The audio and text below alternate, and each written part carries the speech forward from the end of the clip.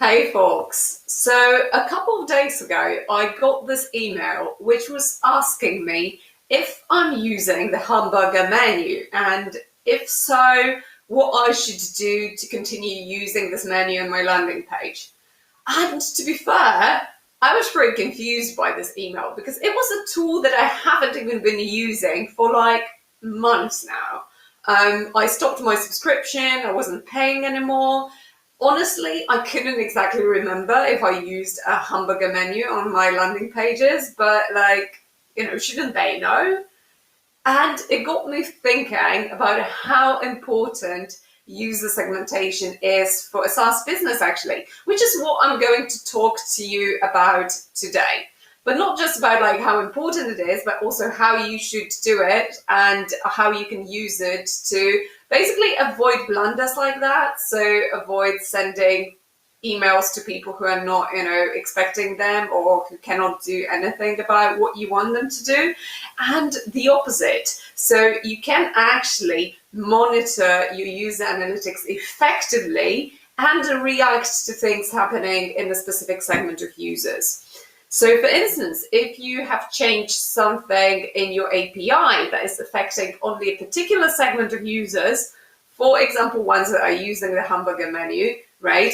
You should know that, and you should be able to send them an email saying, well, hey, this is what is happening, this is what you should do now, not to everyone else. Okay, sometimes you may even miss, this, what is happening in a particular segment, that, for instance, people in a particular segment are not using a feature that you launched for some reason, and you may not even know about that. Because, as I mentioned several times before, using user analytics, product analytics in-app is super complicated. So when you look at all the data, all the clicks at once, it just becomes impossible to interpret it. What you need to do is break your audience down into discrete segments and just monitor this one particular chunk of your user base at a time. Right. So basically you can't bite off more than you can chew. Applies to everything, user bases as well. How do you do that though? First of all, you need to think what is actually relevant for your business. So there are two types of segmentation, roughly. We can argue there are more, but for the sake of simplicity, let's just focus on demographic segmentation and behavioral segmentation. So as the names themselves suggest, demographic segmentation is segmenting your users by who they are rather than what they do. Okay, this will get a little bit tricky with user attributes versus custom events, which are used for tracking behavioral data of your users. But let's keep it simple for now. So demographic information can be things like your user's location, the persona, their role, their goals, their jobs to be done. If you're asking that in your welcome screen, for instance, I'm losing my voice, sorry, of course, when I'm recording. It can also be things like the plan that the user has subscribed to, how much they are paying, if they are on an annual or on a monthly subscription, which can be really important information for you when it comes to renewals and potential expansion revenue, right? And also any specific attributes of their plan, right, that are not really behavioral, that are more kind of features of the particular user. On the other hand, you have the behavioral segmentation.